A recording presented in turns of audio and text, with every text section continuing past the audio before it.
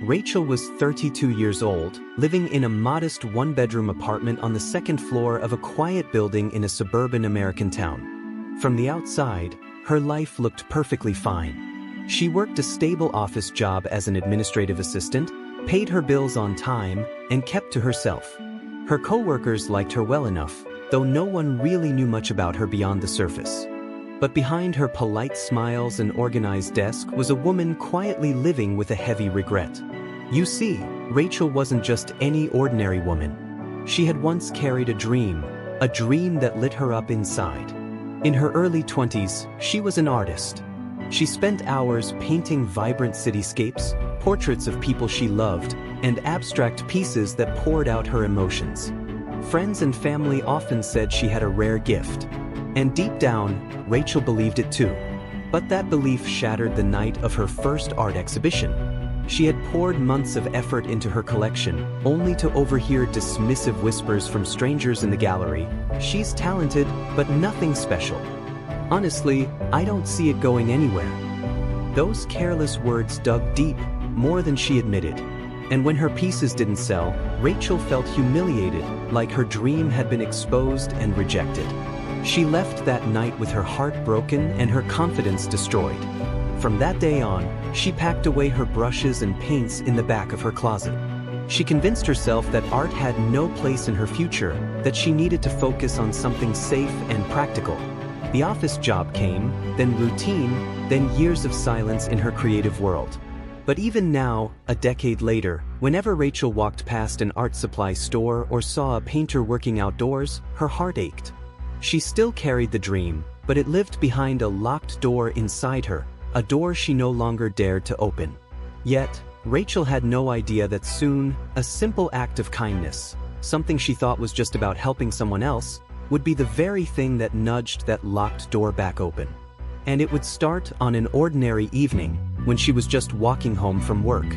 But what exactly happens on that walk home that changes everything? And who is the unlikely person that will stir something Rachel thought she had lost forever? It was a chilly autumn afternoon. Rachel had just gotten off the bus and was heading toward her apartment building. The sun was setting, casting a golden glow across the neighborhood. As she climbed the front steps, she noticed her elderly neighbor, Mrs. Thompson, struggling with several bags of groceries. Mrs. Thompson was in her late 70s, always neatly dressed, always with a gentle smile. She had lived in the building for years, but Rachel never spoke to her much beyond the occasional hello in the hallway. Without thinking twice, Rachel walked over. "Here, let me help you with those," she offered. Mrs. Thompson sighed in relief. "Oh, thank you, dear. These bags get heavier every week, I swear." Together, they climbed the stairs.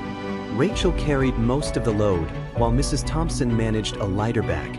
As they reached the top floor, Mrs. Thompson noticed something poking out of Rachel's work bag, a worn, slightly bent sketchbook. She paused, her eyes softening. "You draw, don't you?" she asked. Rachel froze for a moment, embarrassed. She hadn't realized the sketchbook was visible. It was an old one she sometimes doodled in on her lunch breaks, though never seriously. "Oh, it's nothing really," Rachel muttered. But Mrs. Thompson shook her head gently, looking directly into her eyes. "No, dear, that's not nothing. You have the hands of someone who creates. Don't let the world make you hide that gift." Rachel felt her throat tighten. No one had spoken to her about her art in years. And the way Mrs. Thompson said it, it wasn't casual, it wasn't forced. It was as if she truly believed in Rachel's gift, even without seeing it. Rachel smiled politely, thanked her, and hurried off to her apartment. But those words didn't leave her. They followed her inside, echoing in her head. For the first time in a long while, she thought about her brushes, still sitting somewhere in a dusty box in her closet. But could one small comment really stir something so deeply buried? And what would happen when Mrs. Thompson's kindness went beyond words, giving Rachel a gift that would test her courage in ways she didn't expect? The next afternoon, Rachel came home from work to find a small brown bag leaning against her door. Confused, she picked it up and carried it inside. Inside the bag was a neatly wrapped package with a note on top. "For you, Rachel. Every artist deserves a second chance." She opened it carefully. Inside was a small set of paints, a couple of brushes, and a blank canvas. It wasn't fancy or expensive, but it was thoughtful. Rachel sat down on the couch, staring at the gift for a long time. A mix of emotions swirled inside her: gratitude, nostalgia, but also fear. Picking up that brush again meant risking disappointment. What if nothing had changed? What if she painted and realized she wasn't good enough after all? So she placed the bag on a chair and left it there.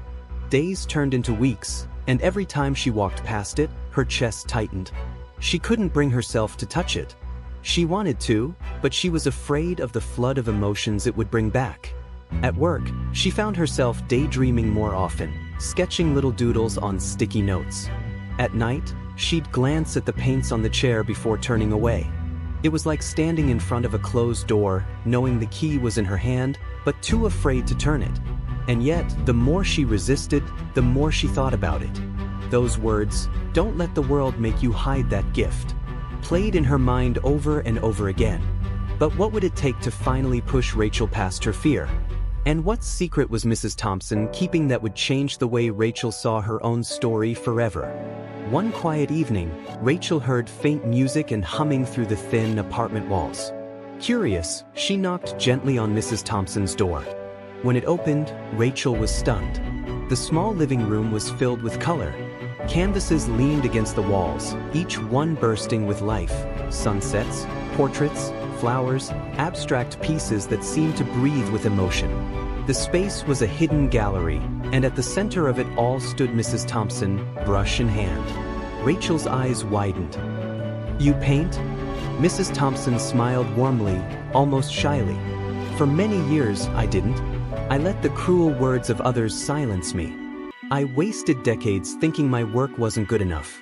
And by the time I realized that the joy was never in the approval, but in the creating, well, I was already an old woman." She gestured to her paintings.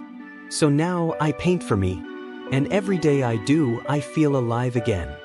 Rachel felt her chest ache, tears welling up in her eyes. For the first time, she saw herself in Mrs. Thompson's story. She realized how much of her own life she had wasted, hiding from her passion just as her neighbor once had. Mrs. Thompson touched her arm gently. "Don't make the same mistake I did, dear. You still have time. Don't let fear steal it from you."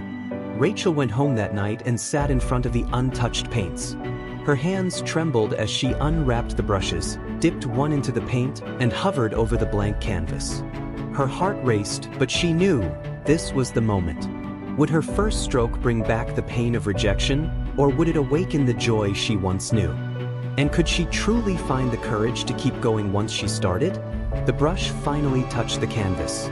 A shaky, uneven line appeared, and Rachel immediately pulled back. But instead of stopping, she took a deep breath and tried again. This time, the stroke was a little smoother. She kept going. Stroke by stroke, the canvas began to fill. The hours slipped by without her noticing. For the first time in years, Rachel felt that old rhythm, the quiet hum in her chest, the sense of being lost in something bigger than herself. She wasn't painting for approval anymore. She was painting because it made her feel alive. One painting turned into 2, then 5. Slowly, her walls began to fill with her own work again. Her apartment transformed from a quiet, gray space into a place bursting with color and life. Every day after work, she rushed home, eager to pick up her brush. Eventually, she heard about a small local art fair. The old Rachel would have dismissed it, afraid of reliving her past humiliation. But this time, something was different. She remembered Mrs. Thompson's words, "The joy is in the creating." So she signed up. The day of the fair, Rachel stood nervously by her modest booth, surrounded by her paintings. At first, she worried no one would stop. But slowly people did. Strangers paused, smiled, and even asked about her work. For the first time in years, she wasn't shrinking inside. She was proud. Not because of what they thought, but because she had found her courage again. But how would Rachel thank the person who made this possible? And what final moment would show her that kindness had truly opened the door she once thought was closed forever? After the fair, Rachel visited Mrs. Thompson with tears in her eyes. She shared photos of her booth, telling her how much it meant to simply put her work out there again. Mrs. Thompson smiled knowingly. "See, dear? The world didn't end. And even if no one had stopped, you still would have painted. That's what matters." Rachel hugged her, realizing that Mrs. Thompson's kindness had been more than just carrying groceries or gifting paints. It was the courage to face the door she had locked for so long. Weeks later, Rachel sat in her apartment, surrounded by her artwork. The walls glowed with life, each painting a reminder of the moment she chose to walk through that door. She thought about how different her life might have been if Mrs. Thompson hadn't spoken those simple, powerful words. And as she prepared a canvas for her next project, Rachel whispered to herself, "This time, I'm not doing it for them. I'm doing it for me." The moral of Rachel's journey is simple but powerful. Kindness can spark courage where fear has built walls. And sometimes, the greatest gift we can give others isn't material. It's the encouragement to face the dreams they've buried. Rachel's story reminds us all, the doors we fear the most are often the ones that lead us back to who we truly are. If this story touched your heart, remember, sometimes the smallest act of kindness can change a life forever. Don't let fear keep you from the doors waiting to be opened. Take that step. Pick up the brush. Write that book. Start that dream. And if you know someone who has buried their gift, encourage them, because your words might be the spark they need. If this inspired you, share it with a friend, leave a comment about your own door you've been afraid to open, and don't forget to subscribe for more heartwarming stories that remind us of the power of kindness. And remember, we're not just telling stories. We're changing lives.